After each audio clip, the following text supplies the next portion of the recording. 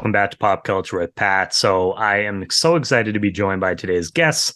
Today I'm talking to costume designer Kimberly Adams. We're going to be talking about all things special ops. Lioness, thank you so much for coming on the show today, Kimberly.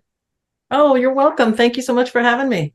Of course. So first off, congratulations on the series. I haven't seen the latest episode. I'm up to episode 7, but I've loved the series so far. So just congratulations on the series. Thank you. You're very welcome. So to start things off, what was it about Special Ops Lioness that really attracted you to this project and to this world in the first place? I got very excited about these characters and the female characters really specifically and the whole team. I've done a few other undercover, CIA operative type of things, and I really love this world of people, and I really wanted to be part of it to help make it as authentic as it could possibly be, which was also Taylor's wanting to do that as well. And talk about, a fantastic cast, an all-star cast, really. So it must have been great to work with them as too. Absolutely. It was a great group of folks from top down to the bottom. Every actor was such a pleasure to work with.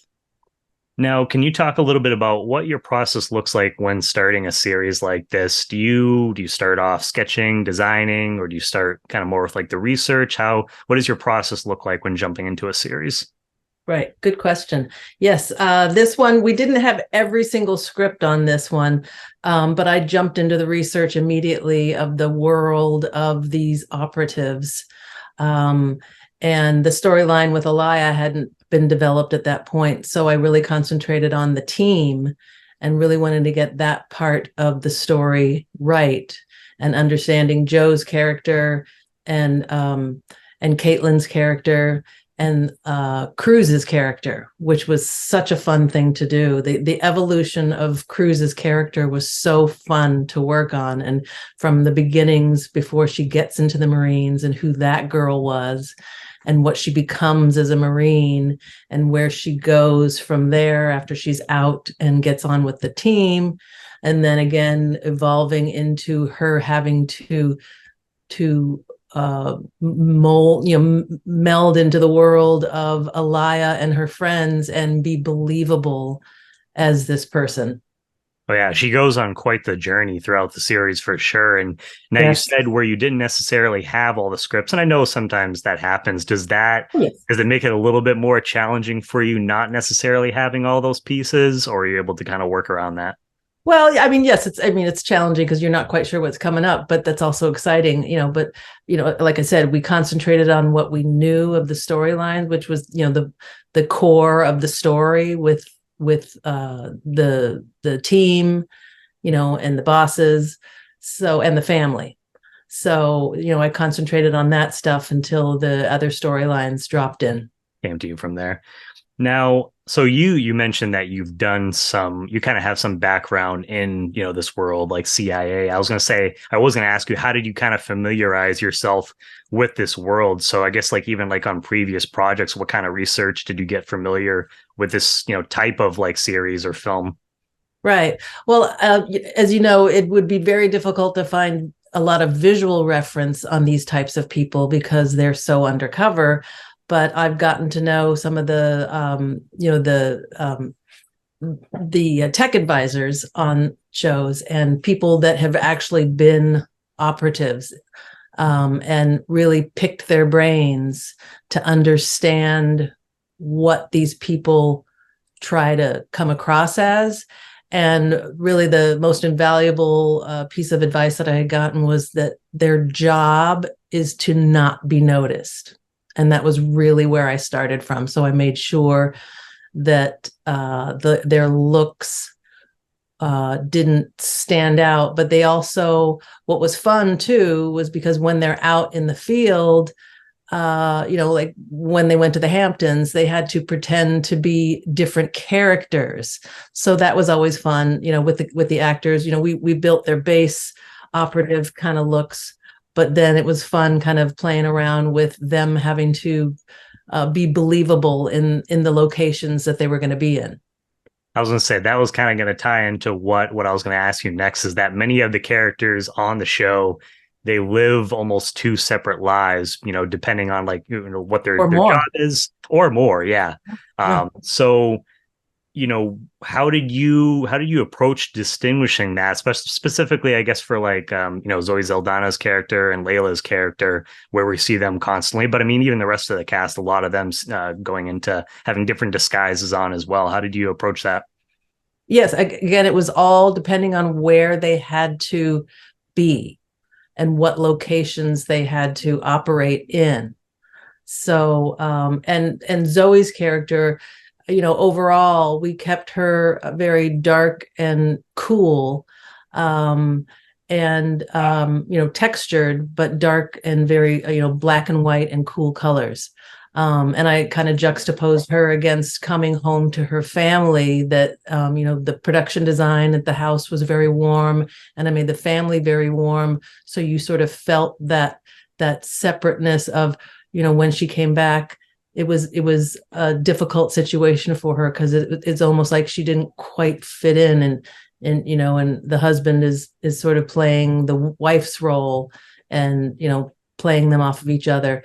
With the team, it again, we try to find the heart and soul of who they were as people, and each of them, I had very extensive discussions with each of the actors, like I do with everybody, and really wanted to understand what their backgrounds were to kind of spring from who they really are, and then really hone in on who they have to be out in the field and what they have to be able to do, given the circumstances of each of the situations. So I imagine this series, it must have been challenging in one aspect where you have, these people living these multiple different lives. So you have all these different outfits because, normally on like a show or a film, like obviously each character will have, different outfits for different days or different events, like things like that. But I feel like not to the level of like something like this show where these characters are constantly changing into different outfits depending on where they are, the different events and things like that. So I imagine it must have been fun, but could be very challenging at times for you too. Oh, absolutely. It's very challenging because it's a lot of people to find a lot of pieces for, and in this day and age with the internet, it's actually made shopping more challenging. But I've really kind of built up a good base of vendors that are actual vendors that this type of person, these covert operators, they go to shop them. So, vendors like, because Zoe was in Triple Lot and Victos and Cool and Outdoor Research, and a lot of brands, because there's a lot of companies that have been created by ex-veteran, they're veterans, ex-military people, and they've created these companies that have really great pieces that a lot of people don't know about, that are concealed to carry clothing, so that they can be discreet about carrying anything on them and not just look like they have to wear cargo pants to hold a bunch of stuff in their pants. Yeah. So I mean, I imagine that definitely came in handy then for a series like this where you have, connections like that with some of those people. Oh, absolutely. They were invaluable. I mean, the Triple Lot, they custom built the pants for Zoe for her field pants that she's in the battle in the opening episode. And I used a lot of their product and a lot of Victos, and I really liked supporting the veteran companies.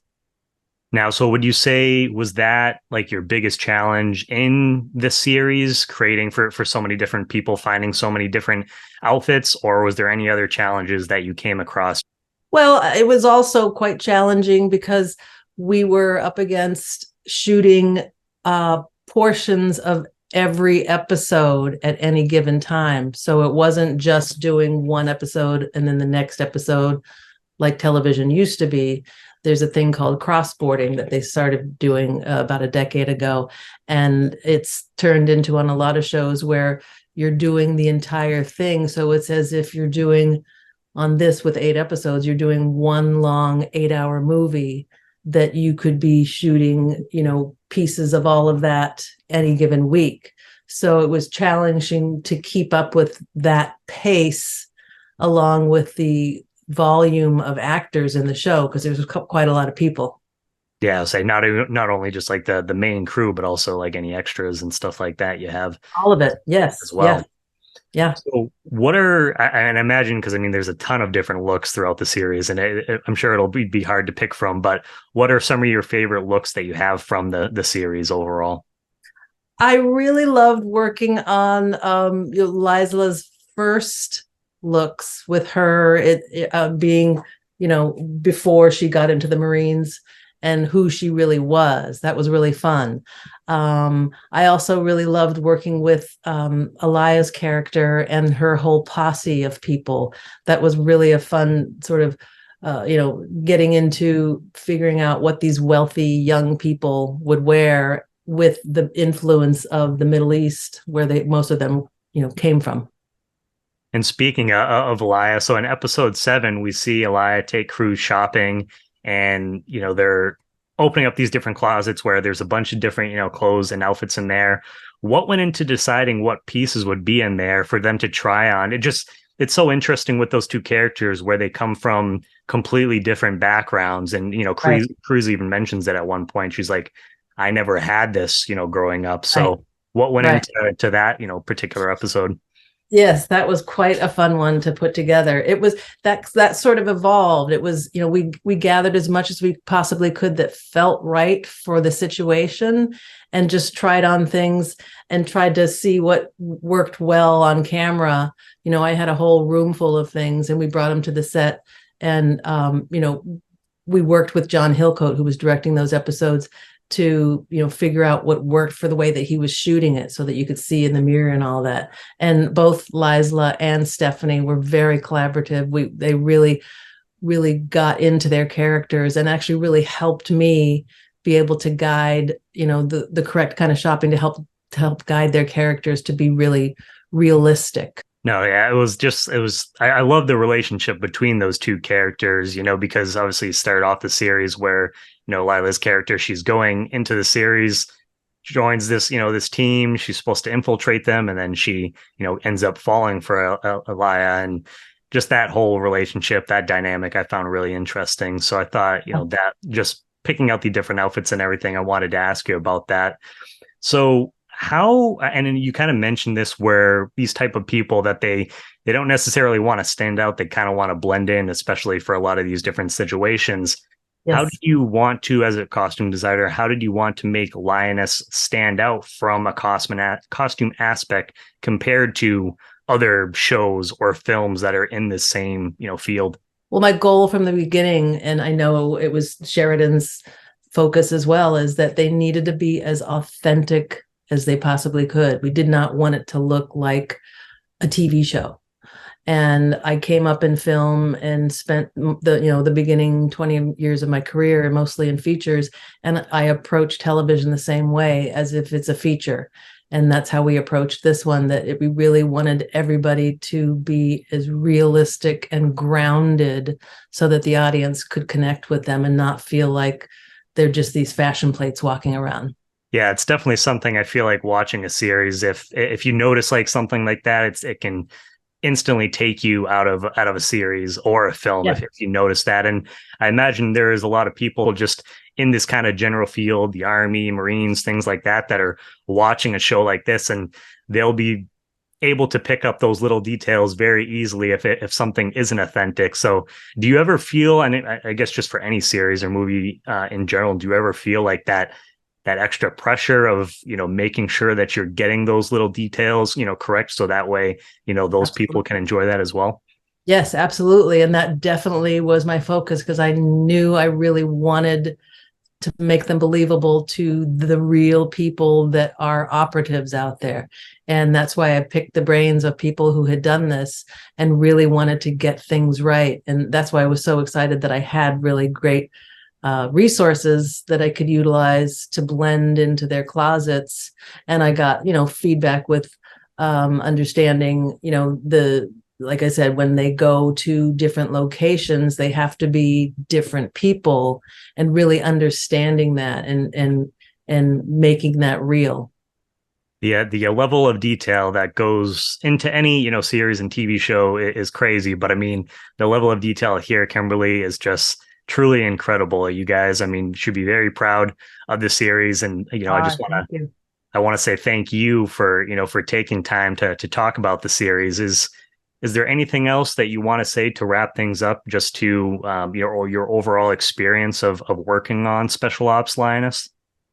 I mean, it was an absolute pleasure. Like I said, every actor was such a pleasure to work with, and it was really exciting to be able to help them become their characters and to be part of driving these great stories. Well, thank you again so much, Kimberly. It was a pleasure talking to you, having you on the show.